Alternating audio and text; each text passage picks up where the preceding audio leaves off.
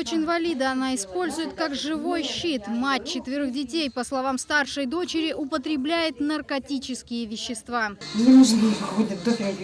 Просто нужна была помощь, а уже психологическая.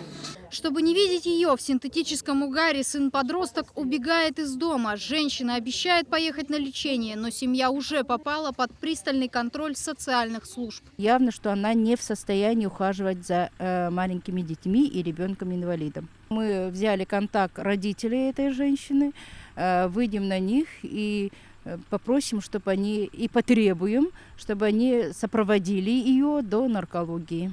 Службы профилактики сегодня работают на пределе своих возможностей. На 80 тысяч детского населения Якутска приходится всего 3 сотрудника комиссии по делам несовершеннолетних и 1 работник соцзащиты. Специалисты ежедневно работают с неблагополучными семьями, которых в городе 468. И это число только растет. Сотрудники социальных служб изымают детей из семей только в самых крайних случаях, когда создается реальная угроза жизни ребенку. Сегодня Институт социального сиротства в России не поощряется. Родителям дают шанс реабилитироваться, но пользуются им далеко не все. Чаще всего родители продолжают истязание, но уже не физически, а психологически. Оскорбление, обвинение, игнорирование – это может длиться годами. Не выдерживая постоянного давления, подростки уходят из дома. Я не могла вообще выходить никуда из своей комнаты, я боялась ее. О жестоком обращении с детьми сообщения появляются регулярно. В прошлом году страну захлестнуло настоящее цунами. На Ямале мать жестоко избила сына в магазине. Страшное видео попало в сеть в январе. Женщина безжалостно бьет ребенка ногой в живот, затем швыряет его на улице и спешно уходит. К счастью, в этот раз мальчик остался жив. По данным Следственного комитета, от рук взрослых в России в 2015 году погибли более 2000 детей. Из них 160 в Якутии. Показатель особо тяжких преступлений в республике вырос на 40%. Среди регионов Дальнего Востока Якутия занимает 4-е место. Широкий резонанс вызвал случай с 6-летним мальчиком в Алекминском районе. Отправленный к родственникам, ребенок получал наказание от дяди за малейшую провинность. 7 августа мальчик скончался. О случаях насилия чаще всего становится известно уже после трагедии. Так произошло и в Мегино-Кангаласском районе. Над 11-летней девочкой надругался отчим. В период с 1 апреля 2015 года по 30 июня 2015 года злоумышленник в своей квартире, пользуясь беспомощностью 11-летней падчерицы, неоднократно совершал изнасилование девочки. О преступлении стало известно после наступившей беременности школьницы. Результатом домашнего насилия может стать полное разрушение личности, на восстановление которой могут потребоваться годы. По данным Всемирной организации здравоохранения, каждый 4-й взрослый в мире подвергся жестокости в детстве. При этом говорить о домашнем насилии стали лишь в 20 веке. Россия вообще приняла конвенцию в 1999 году только, чтобы охранять здоровье ребенка именно от насилия, совершенного над ним. Есть такое правило, что насилие всегда порождает насилие. Никогда не бывает такого, что, допустим, взрослый человек в своей жизни, который никогда не был подвержен насилию, вдруг возьмет и совершит насилие над кем-то.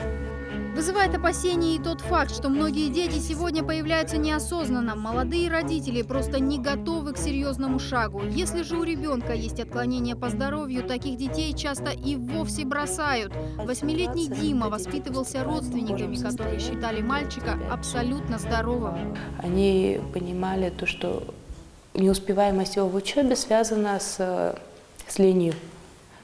То есть он ленится. И на фоне этого уже было жестокое обращение, в общем-то, к ребенку. Находясь вдали от родных, Дима продолжает рисовать свой дом. Рисунки порой помогают специалистам разговорить ребенка. На листе бумаги дети могут открыто объяснить свою проблему, считает психолог с многолетним стажем Анна Пшенникова. Если больше преобладают темные тона, холодные тона, это тоже может быть нести информацию для родителя.